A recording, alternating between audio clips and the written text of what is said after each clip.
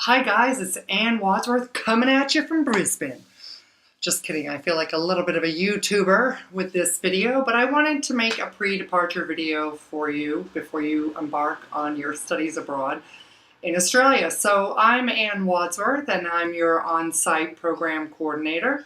I'm going to be looking after you before coming to Australia. I'll send you a couple of pre-departure emails and as well as your arrival and looking after you throughout your time here in Australia.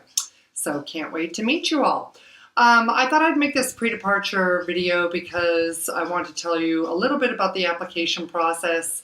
I know you're being guided through that back home, but I just want to give you my couple of tips and reminders that I think are important about the application process. And I also want to go over the housing, the on-campus and off-campus housing options, as that may help you with your choices, your pre-selection or whatnot. All right, so the application process, as with everything these days, it seems to be all online, and you've applied through the UQ student portal. Therefore, you'll get a lot of your information through this student portal. Your offer letter will come through there, and you need to tick that you accept the offer, and that's when you'll receive your acceptance letter with the COE, the confirmation of enrollment. Once you get that COE, please apply for the student visa as soon as possible, because sometimes there are little hiccups where it can take anywhere from 24 to 48 hours, but sometimes students are required to do a medical. So it's pretty rare, but if you need to do the medical, that can drag on the student visa process. So just make sure you get on that as soon as possible.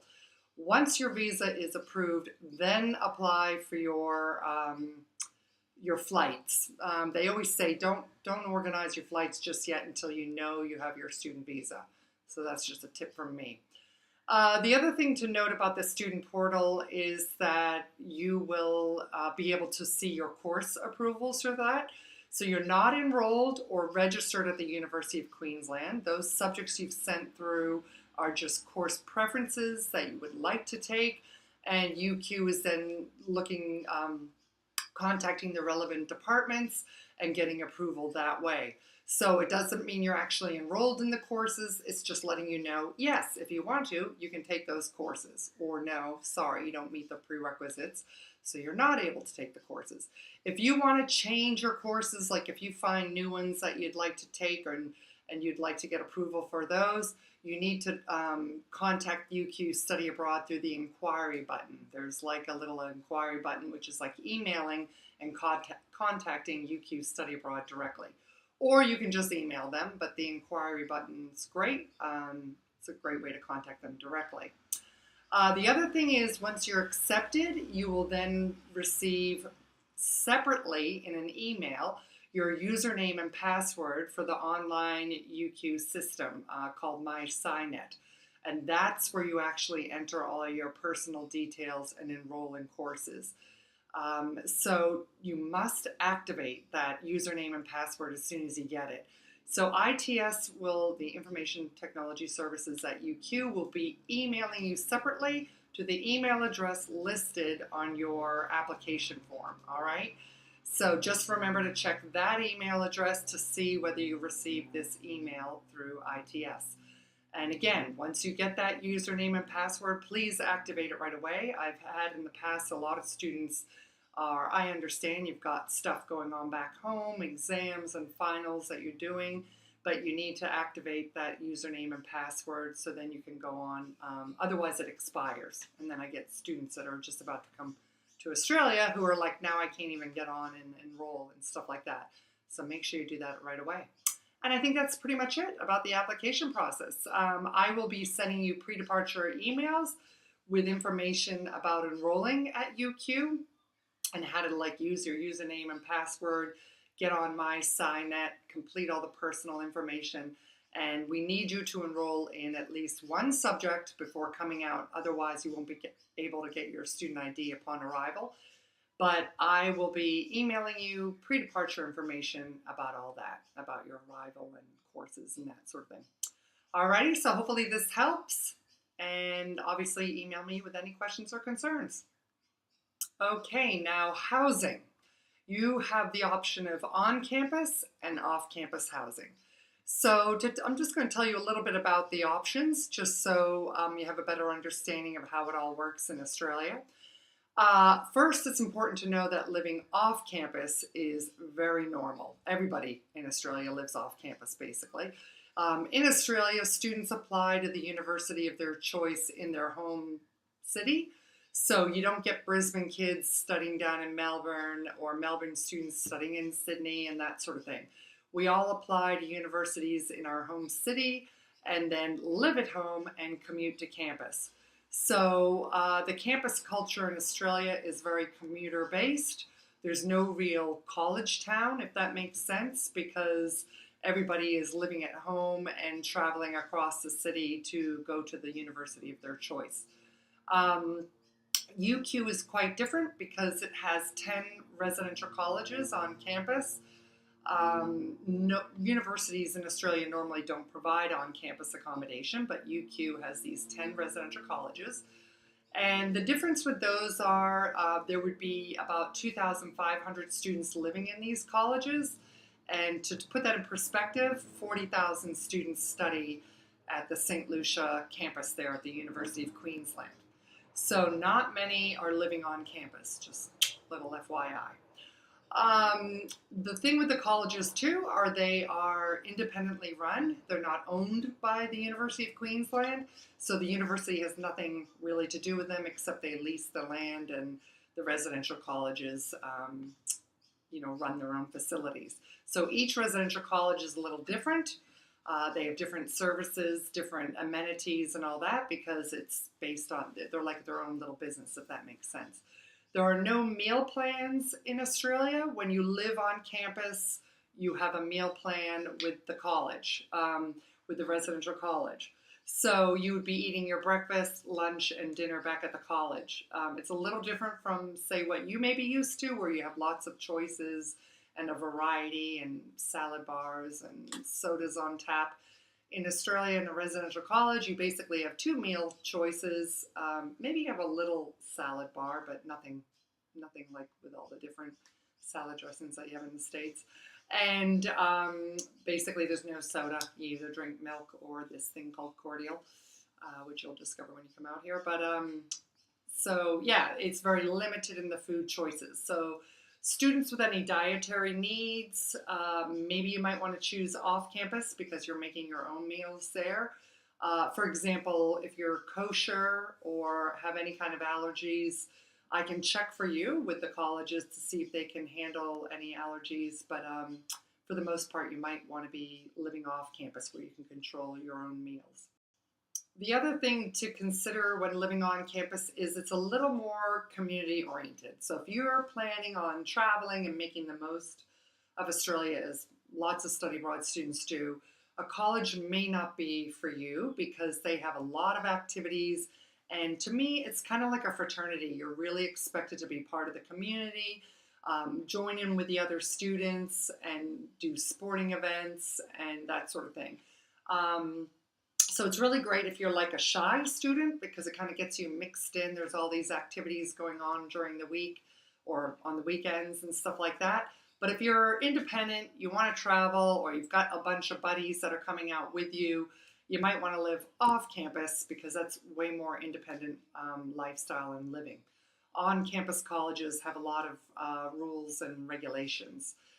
They have some formal dinners during the week and different rules and regulations, basically. So the other thing with the residential college is a lot of the students there are 17 and 18 years old. They're first-year university students in Australia, and a lot of them are from the country. So they're not your, I would say, everyday Australians, but they're more students that don't have family in Brisbane, and so they have to travel so far. So their families place them in residential colleges, so they're looked after. So we have a couple of options with the on-campus colleges. So some are all male colleges. One will be all female college, and then there's a couple of co-ed colleges. We have limited spaces in each one. Basically, we can only fit 2 or 3 students in each residential college. college, so on-campus living is quite limited. So just make sure you've done your little research and decide that on-campus is for you. And then, yeah, we will place you into the colleges accordingly. So to be honest, I try to give students their first preference, but it really just depends on the participant numbers, how many males, how many females, what the colleges are looking for, etc. All right. Now, for the off-campus colleges, they're much more independent. And when I say off-campus, a lot of them are just as close as the on-campus colleges, like a 5-minute walk to campus. So to be honest, don't get your head all stuck on campus or off campus. You're really all together. The campus is in the middle. The residential colleges are on the edge of that. And then so are the off-campus accommodation that we use, the privately rented houses and apartments. If you're living off campus, you'll be placed with other study abroad students. So the feedback is always great because everybody is quite their own little community. And they meet other students from other universities that they're going to be traveling with, studying with, partying with, etc. So living off campus by no means puts you behind the 8 ball. You're definitely going to have a major social life because we make sure that you're meeting all the other students that you're living with. And yeah, it's a great opportunity for travel, etc. And you're just 3 minutes from the campus, so it's easy to walk to campus and get to the other social amenities like shopping and like the supermarket and public transport, etc. So with the off-campus housing, you have a single room, and again, you'll be sharing with other students with shared bathroom and living and kitchen areas. So if you like to cook or you have a special dietary requirements, this could be more of an option for you. And the other thing is you can eat when you want. You can, basically do whatever you'd like because you're living off campus. There's no major rules or regulations with regard to, when you have to be home and that sort of thing. The other thing I like to point out is food. Got to prepare your own food. Yeah. Well, anyhow, we have both students, like with our groups, we always have some on campus, some off. So that's the other good thing because everyone pretty much knows each other. So you have access to both experiences, if that makes sense. So a lot of the on-campus students will go to the off-campus houses and hang out during the day, or vice versa. So don't feel like it's just one or the other, if that makes sense. You will get to sort of see both sides. The other thing to remember is with semester 1, on-campus students will have a huge orientation week, which is pretty full on. It's like hazing, but I don't think it's anything like an American fraternity hazing or anything like that. But it's more silly and fun stuff that you're woken up at 5 a.m. and made to jog with everybody else up a mountain to see the sunrise. God help me, I would hate that. But and other fun activities that it's a way of mixing and meeting others. So a lot of it's just silly, stupid stuff, making you sing in front of the college and things like that. But it's pretty full on for that week, and you get to know people. Whereas for the off-campus students, we try to do a couple of activities as well to coincide with the UQ orientation. But we'll do guided tours to the city and that sort of thing just to keep you busy during the orientation week as well. Semester 2 students, there's not much going on in the residential colleges because everybody started the academic year in January, February. So only a few students, a handful of new students come in for semester 2, you being one of them. And so they don't really have a major orientation week, and so it can be a little bit quieter and kind of harder to meet people because you don't have that big orientation week. I mean, they'll do a couple of activities, but it's nothing as full on as in semester 1, so that's just something else to consider. But yeah, that's pretty much basically the difference between the two. There's pluses and minuses to both. On campus you get food included. It's not the greatest food though, so that could also be the con. You have to pay for laundry facilities when you're living on campus, whereas your apartments will come with a washing machine and or dryer if you're living off campus. And Yeah, more independence if you're living off. With on campus, you're eating at 5 p.m. for dinner. So that's what I meant by rules and regulations. There's a lot of things like that to consider.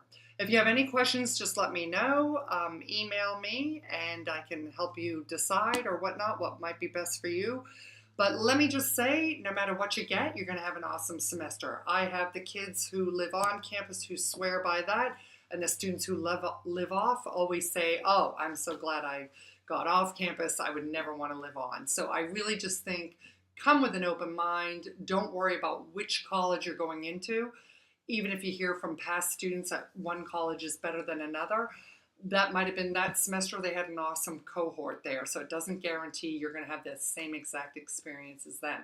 So don't be persnickety about which college you're going to be placed in. Just come with an open mind. You'll love whatever college you're in, and you'll also have a great time living off campus. So just try and think about what type of person you are, and that might help you make your decision. Alrighty, guys, looking forward to seeing you when you finally arrive. And of course, I will be in touch with you with some emails. And let me know if you have any questions or concerns. See you then.